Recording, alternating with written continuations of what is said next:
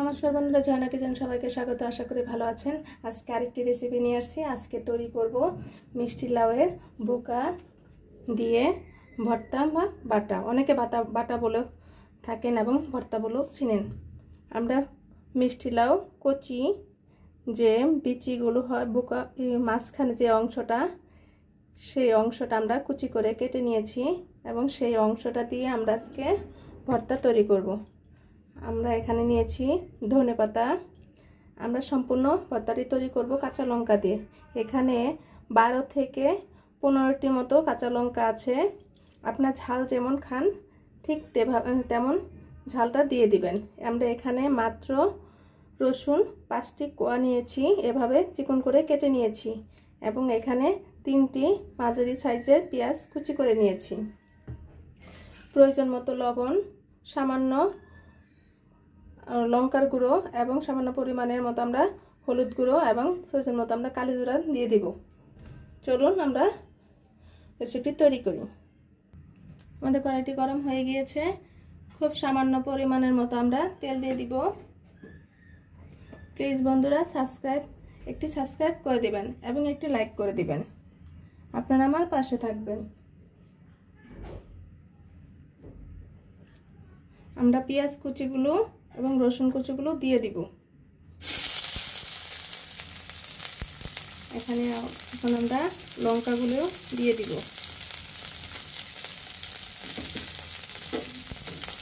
খুবই মজাদার একটি রেসিপি।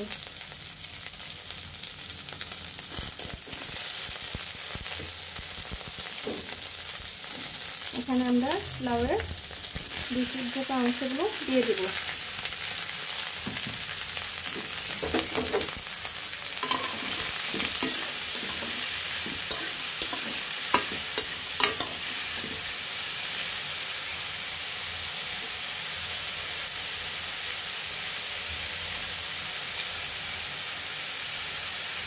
আমরা প্রয়োজন মতো লবণ দিয়ে দিব। খুব সামান্য পরিমাণের মতো আমরা লঙ্কার গুঁড়ো দিয়ে দিব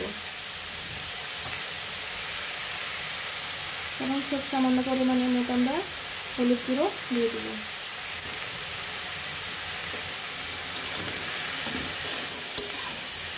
মশলাগুলো ভালোভাবে সবজির সাথে মাখিয়ে নিতে হবে। এইভাবে ভাজা ভাজা করে সবজিগুলো ভেজে নিতে হবে।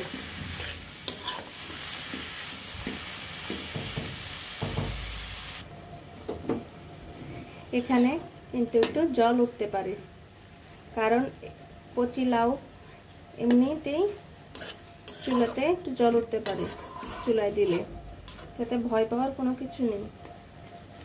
খুবই মজাদার একটি ভর্তা। এই বাটাটি দিয়ে ভাত অনায়াসে 1 প্লেট খাওয়া হয়ে যাবে, আর কিছুই লাগবে না, এতটাই মজার হয়। এভাবে জলটা শুকিয়ে নেওয়ার আগ পর্যন্ত অপেক্ষা করতে হবে। জলটা শুকিয়ে গেলে তারপর আমরা শিলপাটায় বেটে নিব এবং এখানে আমরা 1/2 চা চামচ পরিমাণের মতো কালো জিরে দিয়ে দিব। কালো জিরাটা এর মাঝে সিদ্ধ হয়ে এবং ভাজা হয়ে যাবে এবং ধনেপাতা কুচিগুলো দিয়ে দিব। এখন আমরা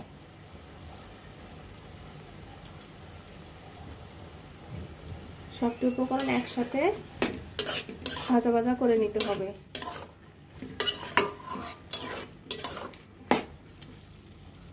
জলটা শুকিয়ে যাওয়ার আগ পর্যন্ত এভাবে আমাদের উল্টিয়ে পাল্টিয়ে নিয়ে নিতে হবে। ভর্তাটি কেমন হলো অবশ্যই কমেন্টে জানাবেন এবং আপনারাও বাসায় এভাবে ট্রাই করে খাবেন। খুবই মজাদার একটি ভর্তা। এবং মিষ্টি লাউয়ের এই যে বিচিটা প্রচুর পরিমাণে ভিটামিন। প্রতিদিন যদি 5 থেকে 6টি করে বিচি খাওয়া যায়, খুবই উপকারী শরীরের জন্য। কচি মিষ্টি লাউ কোনো কিছু ফালানো যায় না। খোসা দিয়েও এরকম মজার মজার ভর্তা তৈরি করা যায়। আমাদের এভাবে প্রায় জলটি শুকিয়ে গিয়েছে। আমাদের জলটি আরেকটু শুকানো হয়ে গেলে আমরা নামিয়ে নেব। আমাদের লাউয়ের যে বুকা অংশ, মাছের অংশগুলো জল শুকিয়ে গিয়েছে আমাদের কড়াইতে। এবার এখন দেখেন লেগে লেগে যাচ্ছে। এখন আমরা নামিয়ে নেব। আমরা শিলপাটায় নামিয়ে নিয়েছি, এখন শিলপাটায় বেটে নেব। আমাদের ভর্তাটি তৈরি হয়ে গিয়েছে। দেখতে যেমন সুন্দর লাগছে, খেতেও অনেক টেস্টি। এক থাল ভাত অনায়াসেই খাওয়া হয়ে যাবে। অনেক টেস্টি এবং অনেক মজাদার রেসিপিটি। আপনারা অবশ্যই বাসায় তৈরি করে খাবেন। ভিডিওটি দেখার জন্য ধন্যবাদ। Thank you.